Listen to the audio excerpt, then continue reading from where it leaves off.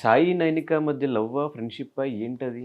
It was love definitely. ఎందుకంటే ఇంత జనాలు ప్రేమించారు కాబట్టి ఏదో ఒకటి ఉంది కాబట్టి ప్రేమించారు. బట్ ఇప్పుడు లేదు.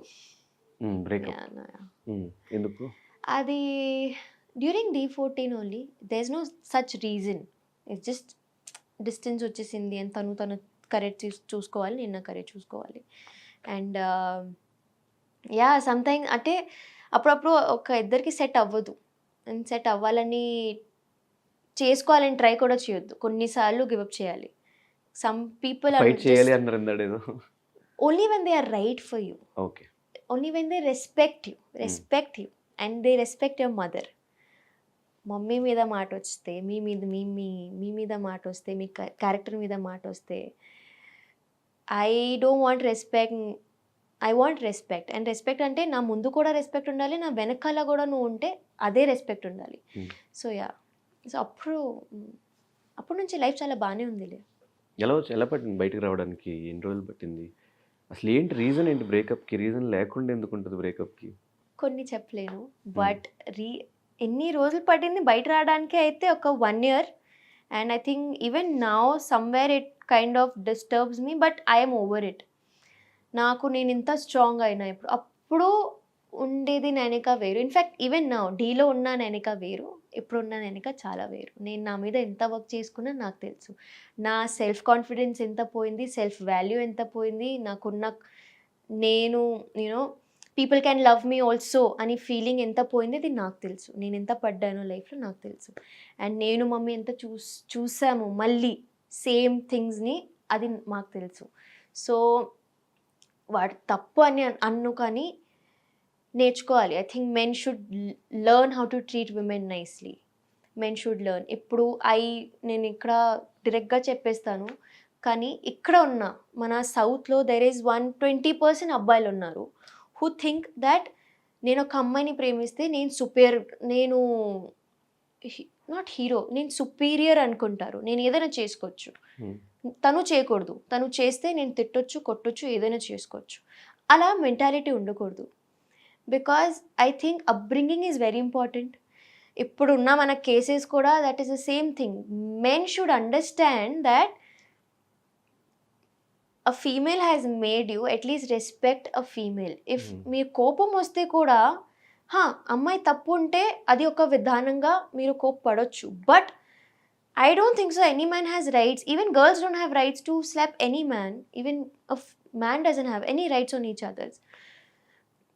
So అబ్బాయిలు అది నేర్చుకోవాలి. ఇక్కడ అబ్బాయిలు ఇక్కడ చాలా డిసప్పాయింట్ చేస్తారు. నాకు చిరాకు వచ్చేస్తుంది ఎందుకు ఇలా ఉన్నారని. బట్ అగైన్ కొంతమంది చాలా మంచిగా ఉంటారు. I have seen successful marriages, I have seen successful relationships also. ఇలా ఇక్కడ పెట్టి చూసుకుంటారు కొంతమంది అబ్బాయిలు, అలా కూడా ఉన్నారు. చెప్పలేం, కానీ బయటకి అట్లా కనిపించిన లోపల వాళ్ళకి మరి ఎన్ని గొడవలు ఉన్నాయో.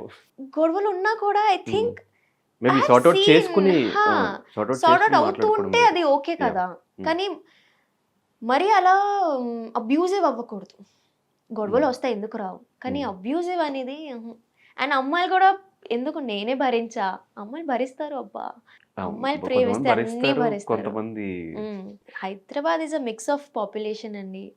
అమ్మాయిలు కూడా కరెక్ట్ అన్ను, అబ్బాయిల్ని కూడా కరెక్ట్ అన్ను. ఇది జస్ట్ ఈ జనరేషనే, my generation is a total waste. ఇది నేను మొత్తం చెప్పేస్తా. But we need to understand that ఒక రిలేషన్షిప్ అన్నప్పుడు, ఫీలింగ్స్ అన్నప్పుడు సిన్సియర్గా ఉండడం చాలా ఇంపార్టెంట్. ఒక మనిషిని మీరు ప్రేమిస్తున్నారంటే ఆ మనిషి లైఫ్ ఇలా చుట్టూ తిరుగుతూ ఉంటుంది. అండ్ అలాంటి మేబీ మీరు స్ట్రాంగ్ ఉండొచ్చు, కానీ నేను అంత స్ట్రాంగ్ లేను కాబట్టి నా మైండ్లో అది ఎంత ఎఫెక్ట్ అవుతుంది, నేను తర్వాత ఏమైపోతాను, దే డోంట్ కేర్. అలా అన్నప్పుడు కొంచెం I think I wish people understand the important of feelings, respect each other feelings. అంతే, ఇంకా ఇప్పట్లో ఏం చెప్పలేము. కానీ లైఫ్ టీచ్ యూ లెసన్స్ అంటారు కదా, చాలా లెసన్స్ నేర్చుకున్నట్టుంది నైనిక. నేను చిన్నప్పటి నుంచి పడుతూనే ఉన్నా. నాకు ఏది లేదంటే లేదు, నాకు అన్నీ ఉన్నా. I have childhood trauma, I don't have fathers love, నాకు మళ్ళీ టీనేజ్ ట్రామా, రిలేషన్షిప్ ట్రామా, అన్నీ చూస్తూనే ఉన్నాను. దేవుడు నాకు దేనికి ప్రిపేర్ చేస్తున్నారో నాకు ఇప్పుడు కూడా తెలీదు.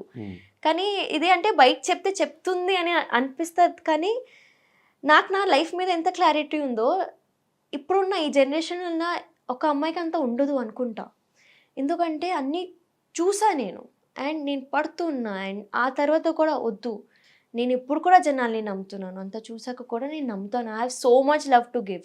ఇప్పుడు కూడా వద్దు, నాకు లవ్ మ్యారేజే కావాలి. ఇప్పుడు కూడా నేను నమ్మడానికి రెడీ. ఎందుకంటే not everybody is same. And మారుతారు జనాలు కూడా. కొంతమంది మరి అలానే ఉంటారు కానీ మారుతారు. అది ఛాన్స్ ఇవ్వాలి. సో చాలా నేర్చుకున్నానని లేదు కానీ వచ్చింది అలా అంతే. తప్పులేదు. I also want to enjoy my teenage. I also want to be a small kid. నేను నా స్కూలింగ్ కూడా కంప్లీట్ అయ్యగానే నేను తర్వాత నా స్టడీస్ కంప్లీట్ చేయలే. Direct work. Because my life has always been hustle. పని చేస్తూనే ఉన్నాను, స్ట్రగుల్ చూస్తూనే ఉన్నాను. And I think when I was 16 I started working. అప్పుడే నేను ముంబై వెళ్ళి 2 years ఒంటరిగానే ఉన్నా. అప్పుడు మమ్మీ కూడా లేదు.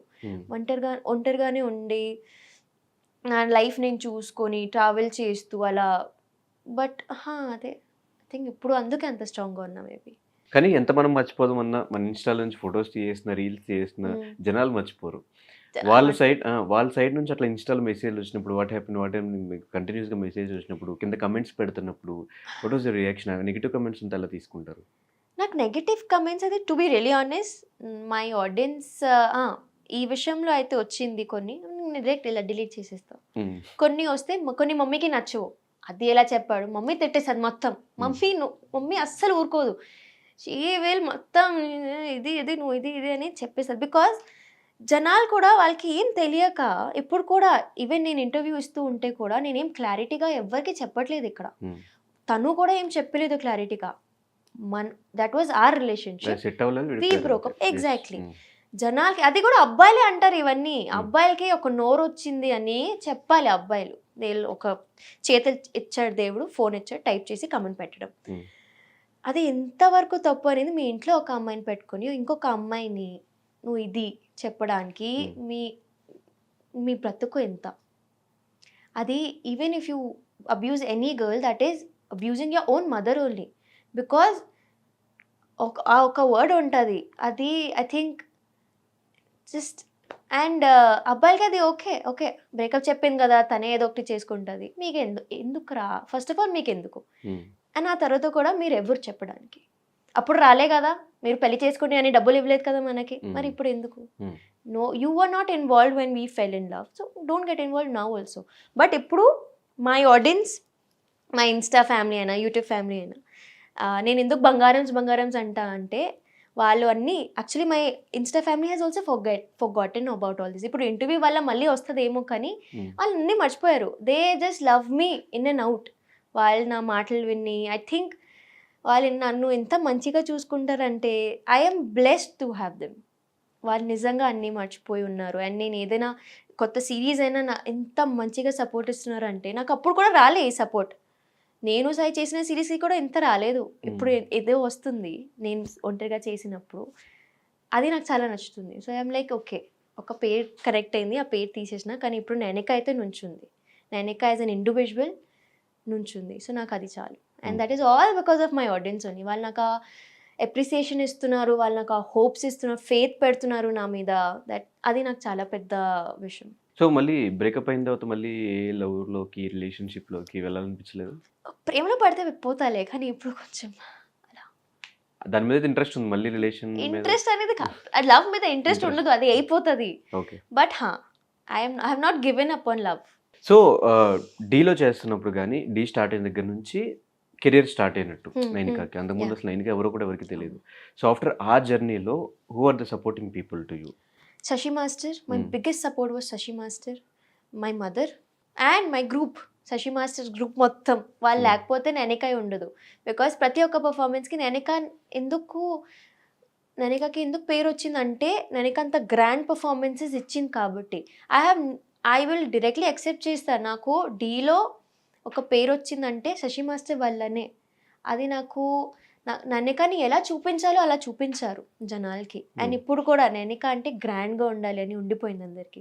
So I think Shashi master was my soul backup. Shashi master's wife and my choreographer అప్పుడు Kishore master and my mother. So Nainika Sai relationship వల్ల నైనికకి ఫేమ్ వచ్చిందా, లేదంటే డీలో డ్యాన్స్ వల్ల, పర్ఫార్మెన్సెస్ వల్ల? Nainika was always famous.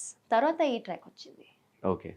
అది ఢీ వాళ్ళకి తెలుసు. Nainika was always famous. Nainika got first performance నుంచి నైనికాకి పేరు వచ్చింది. ఆ తర్వాత ఏదో అయింది. అది ఒక అలా ఇట్స్ లైక్ నంబర్ 2, నంబర్ 3. కానీ Nainika was always famous. Nainika is still famous.